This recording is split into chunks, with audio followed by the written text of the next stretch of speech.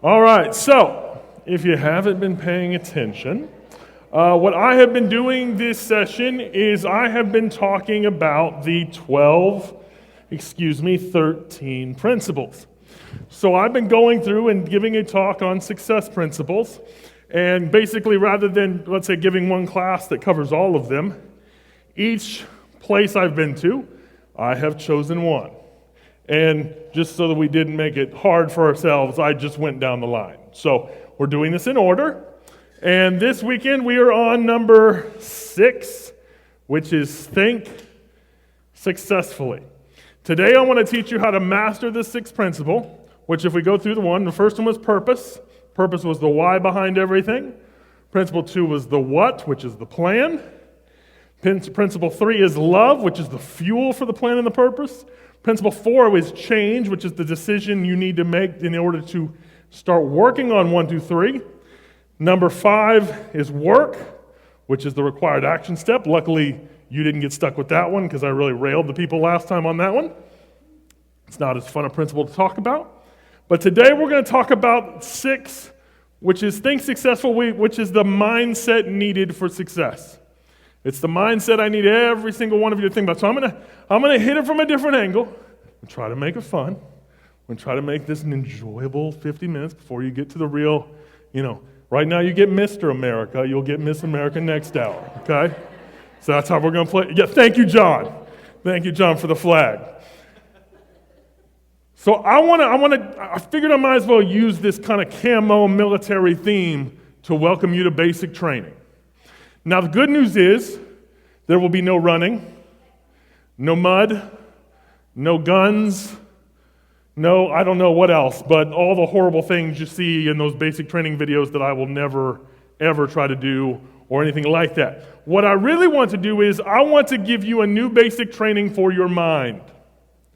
I want to teach you a little bit about your brain and how it works. Because if you understand how your brain works, it makes it a whole lot easier to train it to do the right thing. So in other words, to do this, I have to realize that we must all learn that the brain has gotten lazy. Your brain is lazy. It chooses lazy. If I ask you to do anything, your first thought is no. And your first thought is no because you want lazy. We all like lazy. Lazy's so much easier, so much simpler. It's been dumped on. See, your brain has just been dumbed down by social media.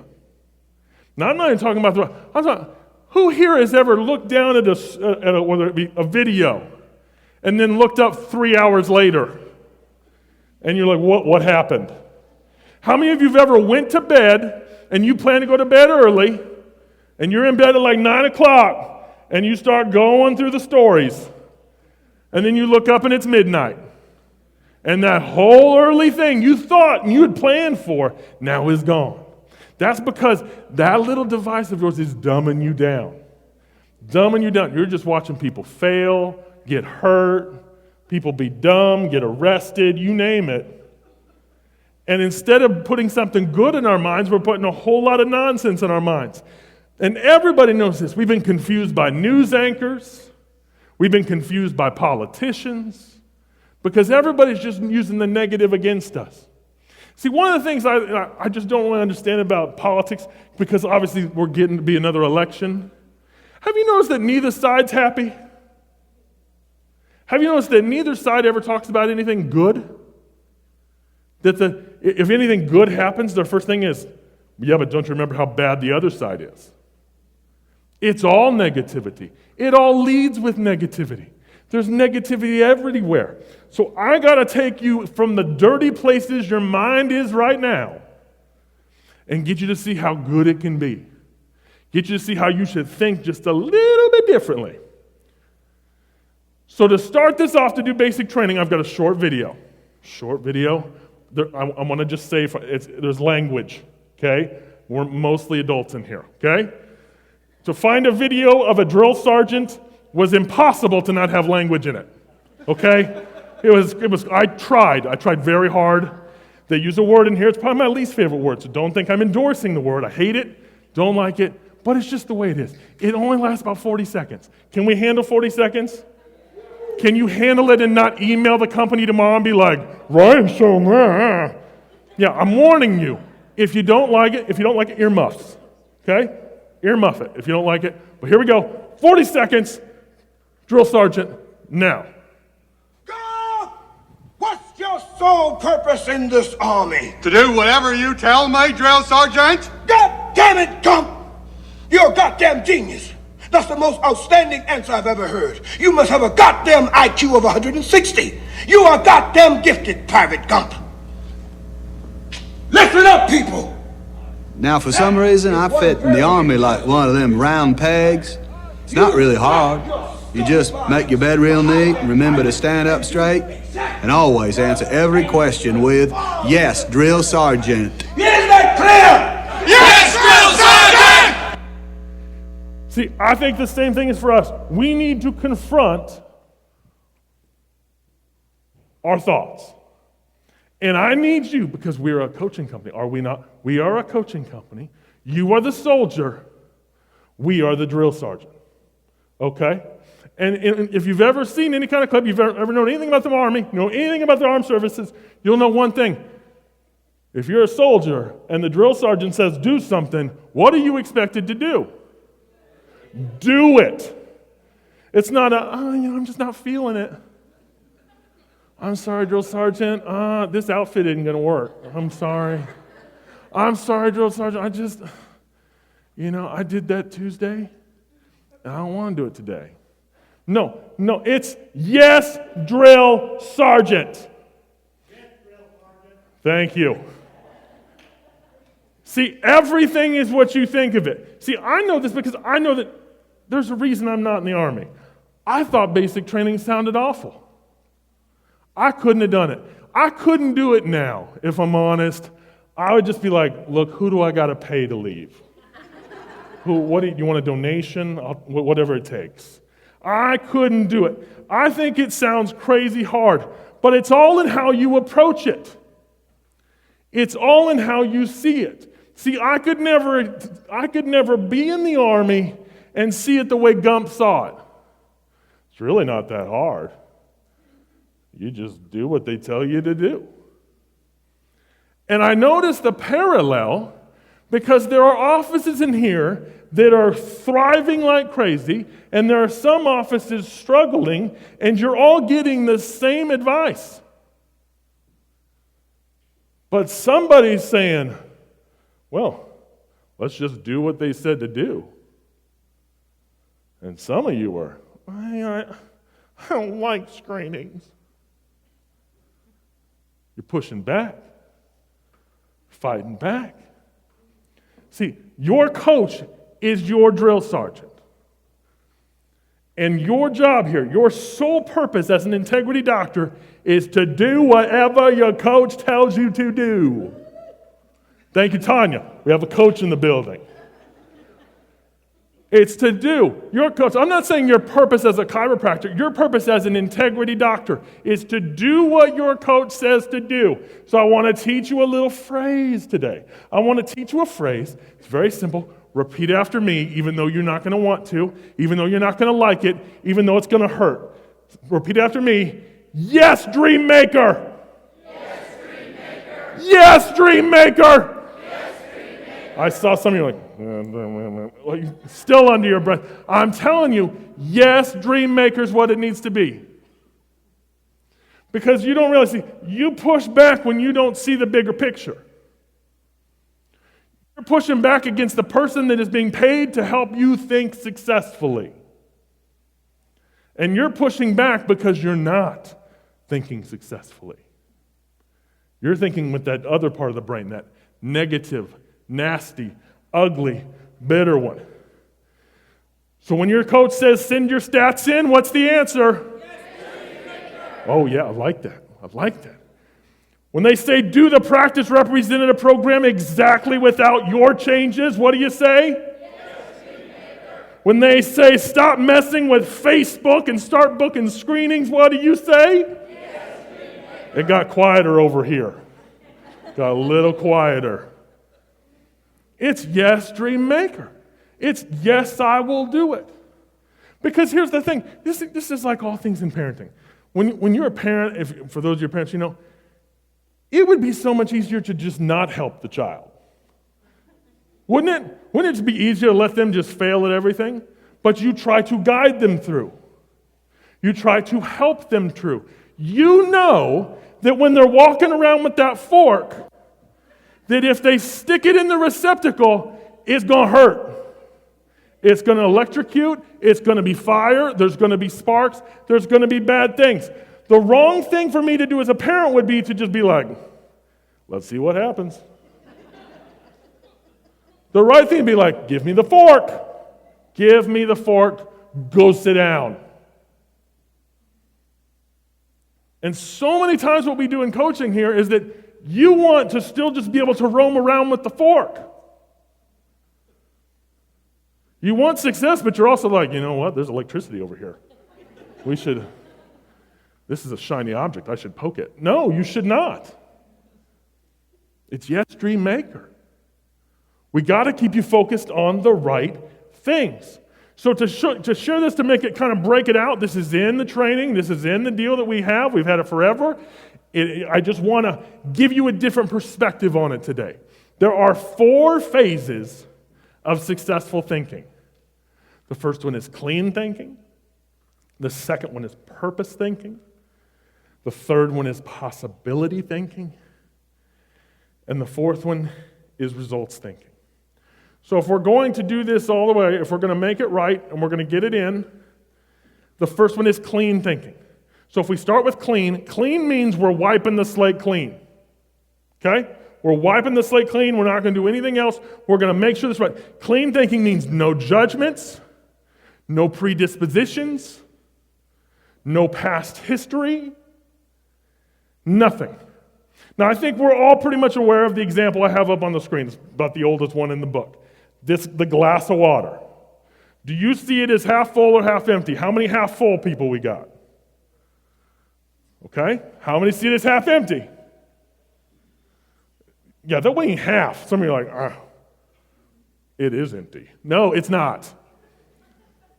See, here's the thing I've learned over the years. This really isn't true to me. Because the glass is half empty or the glass is half full, to me, really depends on what you put in it. Now, what I mean by that is,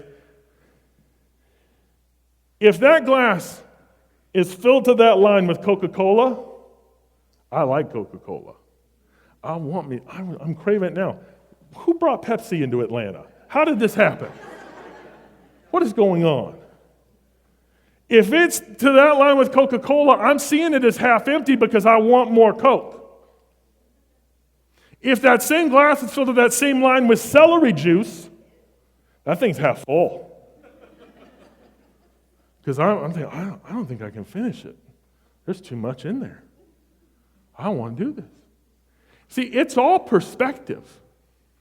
And the perspective is see, if it's something you like to do, you don't mind us putting it on you. You don't mind us saying, let's do it over and over. But if it's something you don't want to do, your mind's like, I can't handle it. See, you put a couple boxes of donuts in front of me, I'll be like, yes, sir. I can do that. You put weights in front of me, I'm sore. Can't do it. I don't know how I'd handle it. Don't want it. But all of it is built on being clean. See, what I want you to see in all things is I don't want you to look at this glass, whether it's half full or half empty. I just want you to see it as a glass with water. That's it. See, because either way, it's still a judgment. Either way, it's still a thought. You're labeling it as something. And when you label it, you don't see it the same way. You don't make the decisions the same way. Because if it was filled with half Coke and I want Coke, that doesn't mean that's the right decision. If it's halfway with celery juice, it might be the right decision. Or it might not.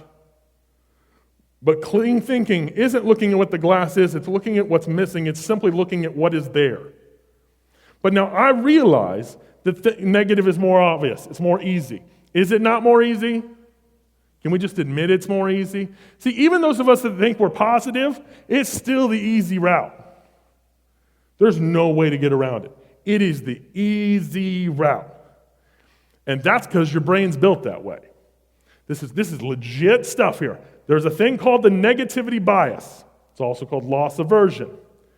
Loss aversion derives as a relevant concept in cognitive psychology, decision theory, and behavioral economics. It is the cognitive bias that describes why for individuals the pain of losing is psychologically twice as powerful as the pleasure of gaining.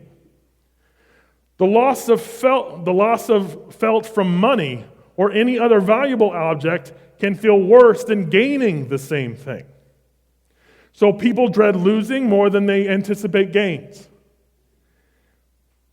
Criticism stains more than praise elevates. And our brain holds a better memory for things that go wrong than things that go right. See, we have to fight the negativity constantly. Your brain is trained to do this. Now, I know you're thinking, well, not my brain. Yeah, every brain. Every brain is trained. Let me give you an easy example. These are my children. So these ones we met. This is Summer. She on the right next to Mickey Mouse. He's not my child. This is Summer. Summer is about to turn 12. We have Nolan in the other Mickey arm. He's 5. And then we got Harvey, who's 2. The reason I put them up here is they're a perfect description of what this brain process is. Because each one are at a point right now where they're starting to learn things and they're learning this negativity process. Because negativity is learned. And it's learned naturally. Because as a child growing up, you were evolved and you evolve your brain by learning all the bad things that can happen. So like if I look at my daughter, when she was little, she wasn't afraid of anything. Like my 2-year-old is. My 2-year-old's not afraid of anything. He'll do anything. He'll go up to anybody. But my 12-year-old starts to fear things now. She fears dying. She fears getting hurt. She fears negativity. She fears opinions. But see, even my 5-year-old doesn't have that stuff yet. My 5-year-old will jump off anything. We've jumped off dressers. We have climbed things. I'm like, no, please don't do it. He will climb to the top of the playground above the slide and jump off of it. He will hurt himself and scream and cry and realize that was a horrible decision. But he's at the point where he's now learning what hurts. Because in a couple years, he's going to be like her, and he's like, I don't want to go up there. Because when we start off, it's learning. We learn everything based off of what could hurt. What is bad? What is wrong? And we know this, because if you've been a parent, the word you say the most is no. Because when they start getting into stuff, no. When they start getting too close to something, no. Everything is about negativity. We are training them on what will hurt them. We are training them on what's negative. And we don't even realize that when we get older, all that means is we have such an aversion to negativity that we avoid everything because we are just naturally assuming something negative will probably happen. This is why we got to start clean. See, I see it like God sees sins. 1 John 1:9, if we confess our sins, He is faithful and just to forgive us of our sins and to cleanse us from all righteousness. I love the fact that the Bible says it will wash the sins away. They'll wash them away, not cover them, not sweep them under a rug, not just be like, we'll just hide these for a little bit. They are washed away. And to me, that same kind of thought is what your brain has to be. We need to wash your brain. We need to wash away all the negativity, all the stuff, all the concepts. See, there are so many times, this happens every day. You don't even realize it happens every day. You're in the office, somebody brings up an idea, and the instant thought is, that idea sucks. Is it not? That's how everybody's reaction. No, we don't want new ideas. Because our first thought is, nope, that's got to be bad. It's new. I remember this when we were talking about this at dinner last night. When we moved our app, or we moved our website to an app, there was a whole crew of people, I'm not going to say what age, that were instantly like, oh, I don't like apps. You haven't even tried it yet.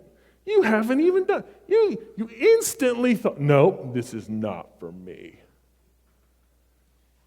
That's not clean thinking. I'm not saying you're going to love it. I'm not saying it's going to be what you want. But the first thing has to be, we got to be clean.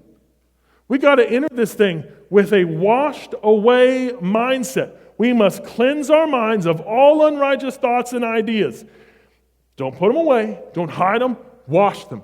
Get rid of them. Now, one thing that should help you with this is that I also need to point out when it comes to clean, it's not just clean meaning that we're clean and we look at everything equally and everything normally and everything from one simple mindset. It's also realizing that clean also means integrity. Clean thinking means doing the right thing. No cheating, no billing tricks, no patient service shortcuts, no ripping people off, no over-recommending or under-recommending based on what you think they can afford. Clean means doing what's right. It's the definition of having it. This is one of the reasons I put it in here is I feel like this is one that we really have to hold true to because we can't call ourselves integrity doctors and not have any. You realize how hypocritical that is? You realize how ugly that is? And you realize how when people see that, if they think you do the wrong thing, it taints all of us. We have to do the right thing. We got to start clean. Start from it's got to be right, and start from we're not judging it right now. We're just wiping it clean. We're clean slating it. Because the next part is the part that really matters, which is the purpose thinking. Purpose thoughts only. See, I truly believe, I put it up on the screen in the video, I believe we need to just see ourselves as purpose-driven chiropractors. That's the one thing we talk about all day long here is purpose, how important purpose is. We need to set that as the thing. We are purpose-driven. Our purpose is to heal the land, and we can't do that if we're trying to avoid people. See, I know that we all say we're purpose-driven. I know that all of you say you're on purpose, but sometimes I start seeing the decisions being made, and I think, are you? Do you know what thinking purpose is?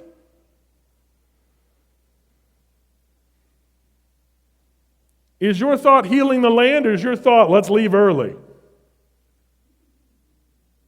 Ooh, got kind of quiet on that one.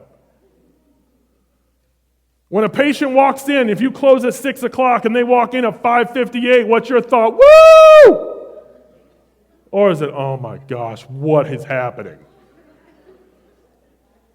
Who didn't lock the door? I mean, you see what I'm saying? This is in all of it. Is your purpose to heal or is your purpose to get home? You don't have to answer. I appreciate you answering, but you don't have to answer that. Because this is what I'm saying. Our thoughts matter. And our thoughts lead us to the other things. You say you're on purpose, but then your actions say you're not on purpose. Oh yeah, we're all out. Monday, 8 to 2. Tuesday, 12 to 6. Wednesday, 9 to 10. We close it early for lunch. We close for 3 hours because we're on purpose. We have to because there's no food within a 4-hour drive of us, apparently. Be on purpose, man. Purpose thinking. See, because even the best purpose-minded office have to constantly fight getting distracted by non-purposeful things. I find the one thing that defeats everybody is that they get off on purpose. If you point to what's going wrong and you say, well, we're having this issue, it's never a purpose problem. It's always a worthless problem.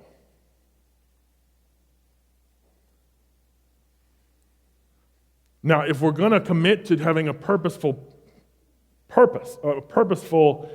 thinking, We also have to recognize that while all ideas are fun and all ideas can be great and all ideas are welcomed, not every idea fits the description. Not every idea makes sense. That's why I have this fun little video, courtesy of Toy Story 4.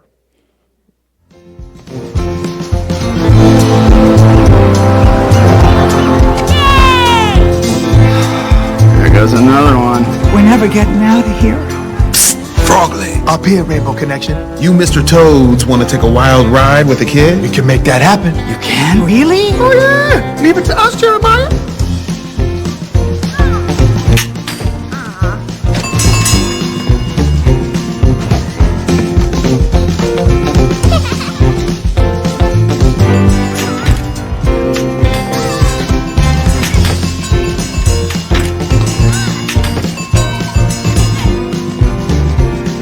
All right, nice job, gang. Every prize for the kid. What's next? Leave that to us. We know exactly what to do.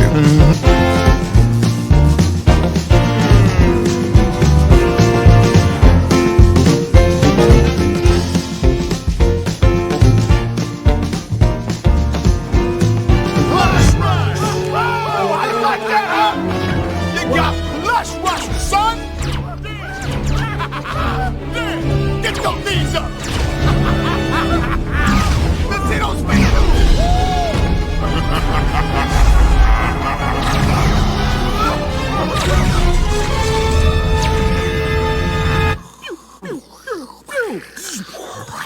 Or we can get more toys to kids. Yeah, let's do that. Do you really have laser eyes? Yeah. Whoa. See, the reason I play that is they had an idea. It was attack the man. It was shoot lasers. It was destroy the whole place. It's an idea. Neat one, cool one. Has nothing to do with the purpose. I love Bo Peep's just simple response. Or we could just keep helping children. See, this is what we do in a lot of our ideas and when we do staff meetings. We come up with the coolest ideas in the world, but the ideas have no business, we even have no purpose to them. So I learned this very on. When I first joined this company, I came in with a lot of ideas. A lot of horrific ideas. I had so many ideas. I remember being on one call, I'd come up with the idea for this new kind of product thing. It was a reception room thing. And I remember I presented it to Dad, and Dad looked at me and goes, "So, why would we do this?" And I said, "Well, it's cool. This would be cool. I think that people think it's neat." And he's like, "But it doesn't help us get anything." No, I just thought it was cool. I thought, everybody likes to be cool. He was like, "Yeah, we're not going to do that." And I learned very quickly that it isn't about the coolness. It isn't about the fun. As much as I love to talk about having fun, as much as I want you all to have fun, there still has to be some purpose behind it. It's very easy to go into something with a very purposeful, very, the word's escaping me now, but the giveaway thing like we do, the philanthropic.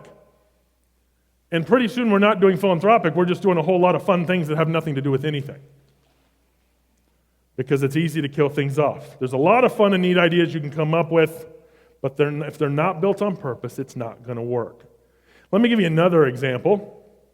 This is more practical, so you can see it in a different way.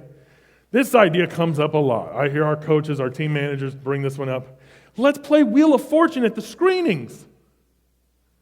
And we bring these fun little wheels, because everybody loves wheels. Let's bring that. That'll get them over.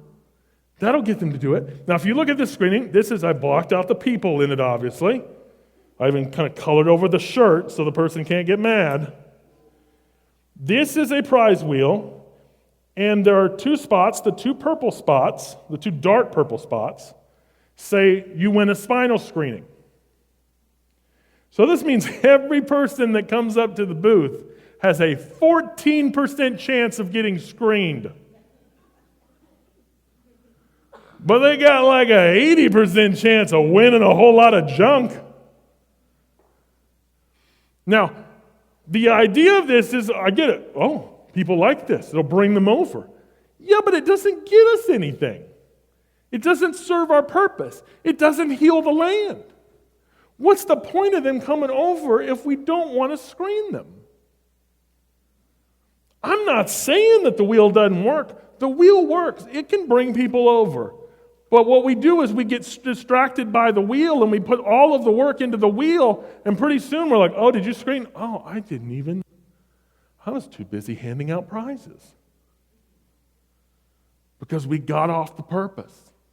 The whole purpose of going to a screening is to do what? Screen. And many times we start making these booths that have nothing to do with screening. I'm not saying it's not an idea. I'm not saying it's not an idea that won't attract people. But if it takes away from the purpose, there's no reason to do it. We have to stick to the purpose. We must stick with our purpose as a chiropractor. This is the purposeful thoughts. And I really get this one in my head because we got back from FCA not that long ago. If you walk through those exhibits are literally a room full of distractions that take you off purpose. That's what that room is. It's distractions. The chiropractic profession is notorious for taking on too many things. Chiropractic has a purpose. We don't need anything else. We don't need any other help. We don't need weight loss. I'm just going to say it. We don't need weight loss. Yeah, but Ryan, it's good for the body. It makes people healthy. Yeah, it still isn't necessary. You know who else shouldn't do weight loss? Clothing stores. Because they could make a good argument for it. Well, if they lose weight, they buy more clothing because they'll need different. No, that's not their purpose. Their purpose isn't to help people lose weight. Their purpose is to sell clothes. Even though it would make total sense for them to sell workouts, to sell weight loss, because the more your body changes, the more you need new pants.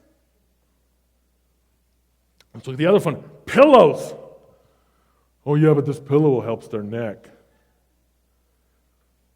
What are we talking about? Can we all be honest? Don't we all have a preference in our pillow? Don't we all have a real preference in how our pillow is? It's like when I go to a mattress store. If I need to buy a new mattress, it drives me crazy every time they're like, oh, we have these pillows. I don't want your pillow. I want your mattress. I came here for a mattress. I don't want this free giveaway pillow that stinks.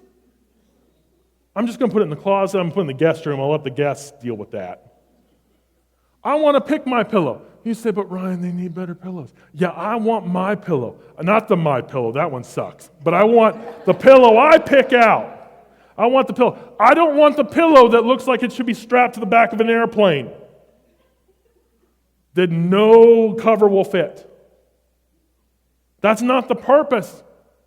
The purpose is chiropractic. I've seen people get way too...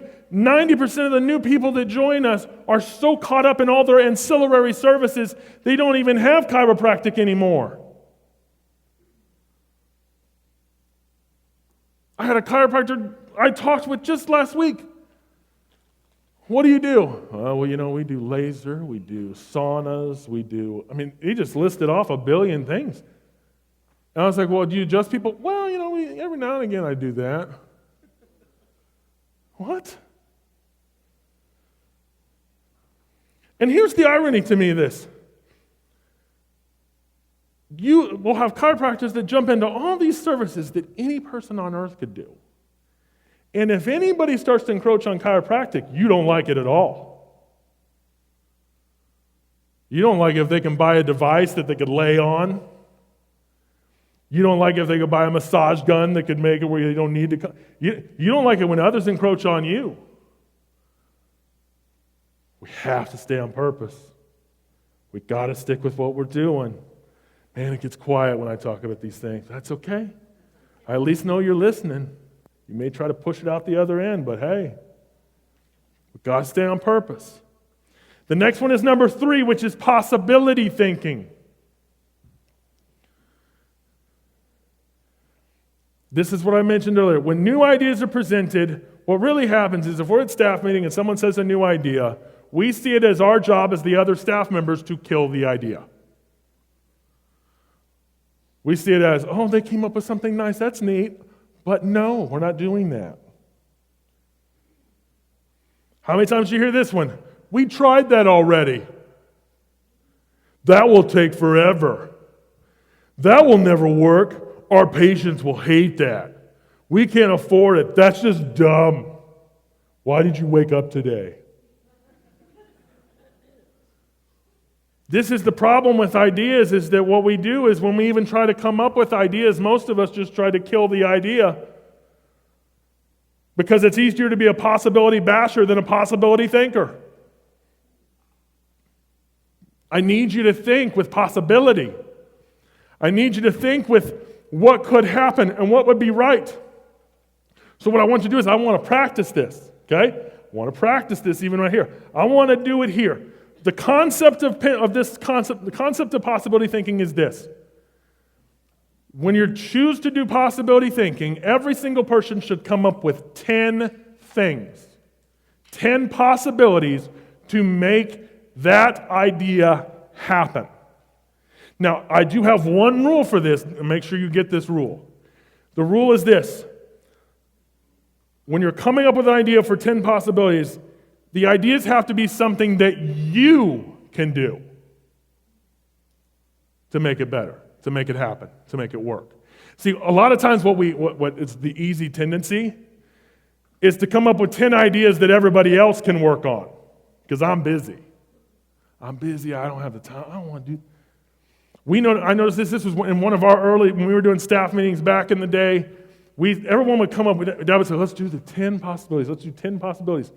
And all of the possibilities were ideas that either me or Joel had to work on. Everyone else, I can't do that. That's your thing. You do that stuff. No, I don't want things that we can work on. I want something you can take on.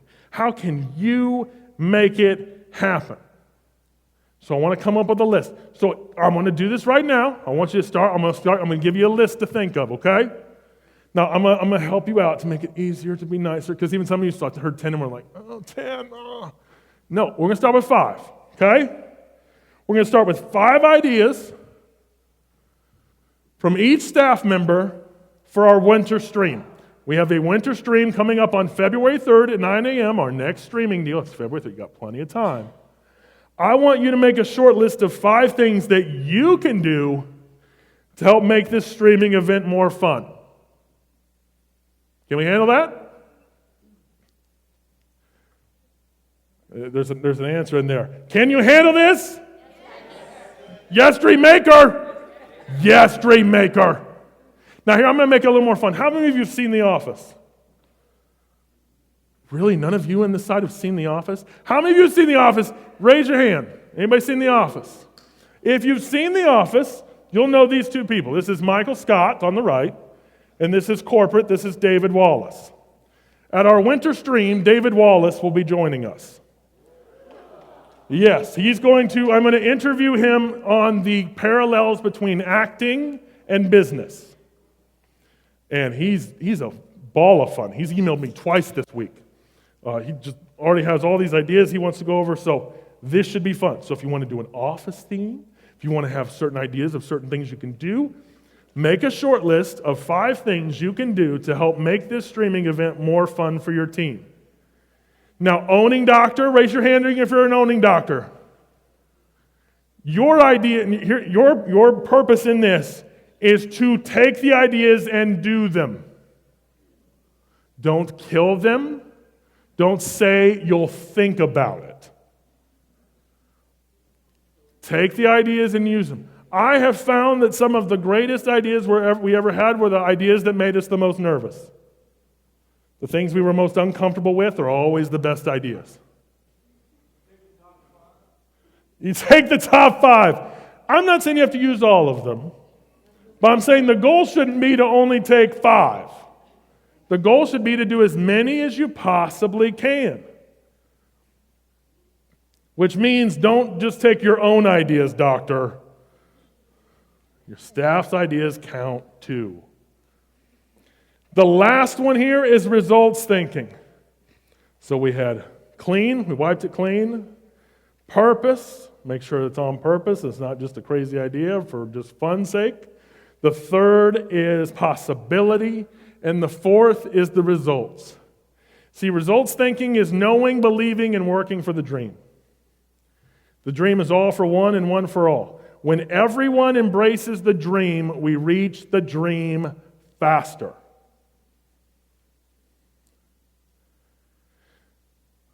I have found that the best teams, the most successful teams, the teams that have the best time working together are all the teams that understand what we're doing this for. They understand the end results. They understand what's happening and why we're doing it.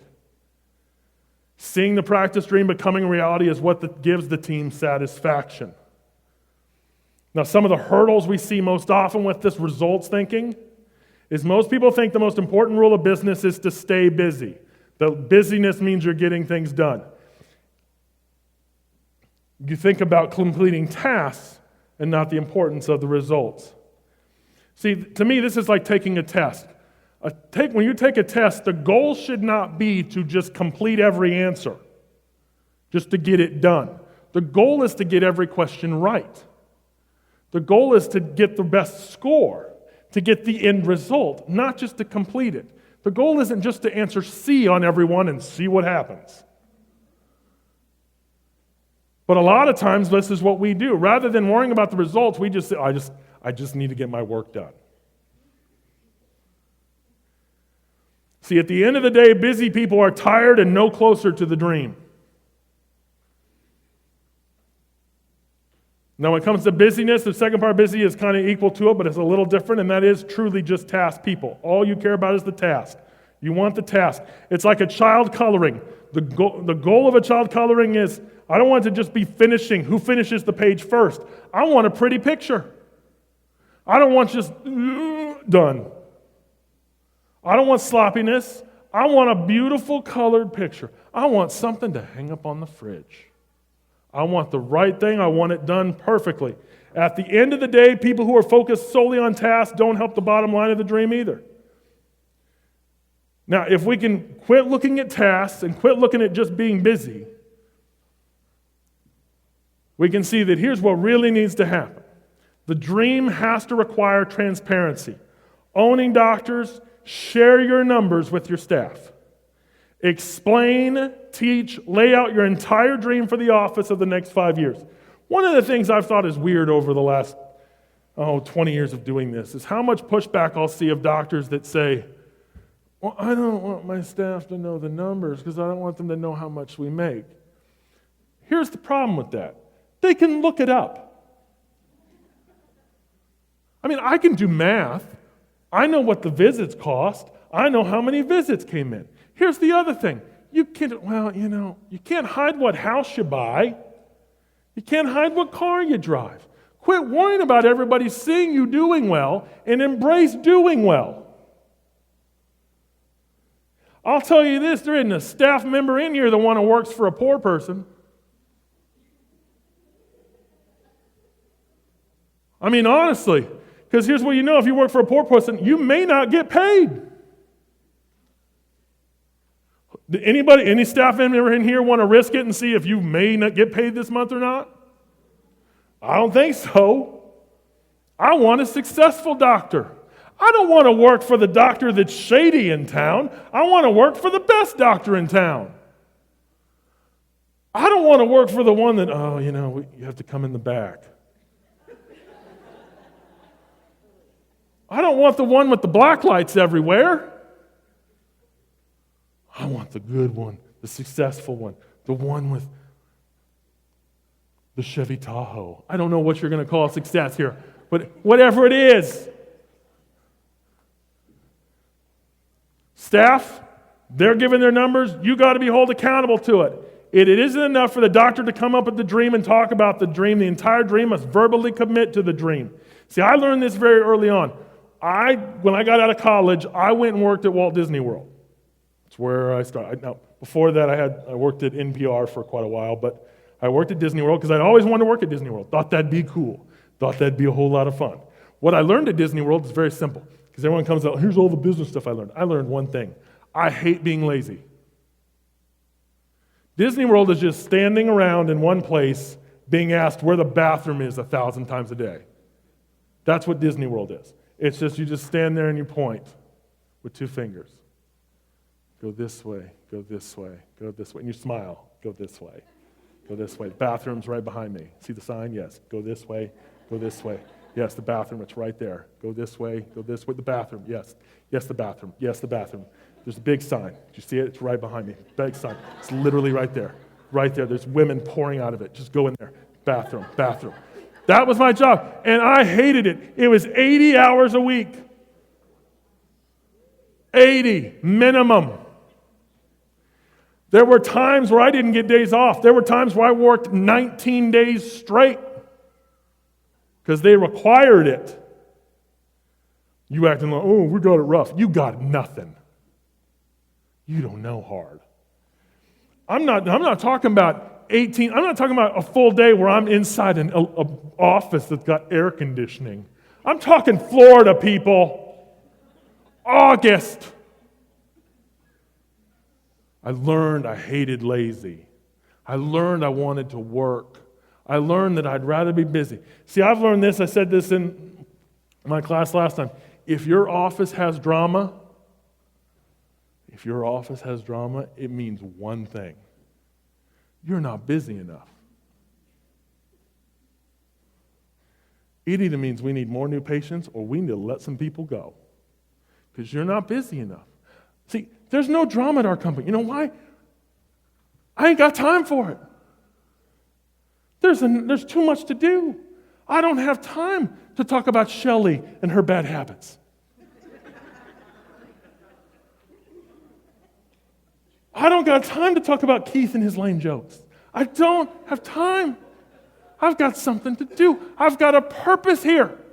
I was hired for a purpose. I've got to work for a purpose. I'm going to do the purpose. But I can't do the purpose if I'm doing all the stuff that has nothing to do with my purpose. I'm here for the results.